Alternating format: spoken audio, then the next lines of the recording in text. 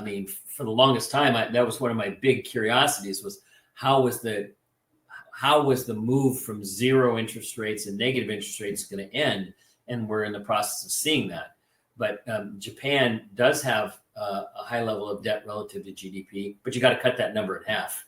When you do, it's not so bad relative to everyone else. So what do I mean by that? Let's say that the economic data gets a little worse. And let's just say the Fed cuts in July and bonds rally, all whole curve, interest rates come down across the curve. And we get to September and they do it again. And then the bond market rallies for a while and then starts to decline.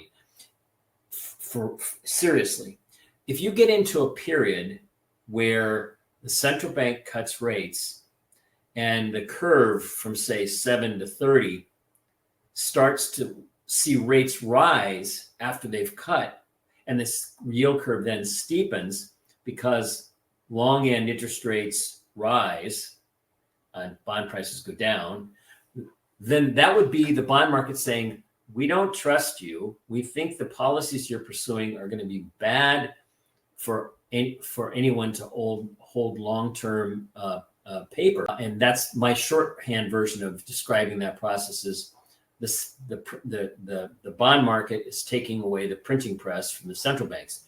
If we start to see that, that will be the start of real trouble. Oh, we will see it someday. I mean, because they only have one policy, really, these central bankers. This has gone on so long.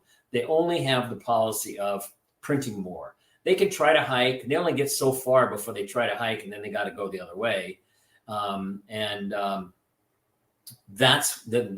will be the start of real trouble when they try to print their way out of the next problem, and it starts to backfire from a bond market perspective.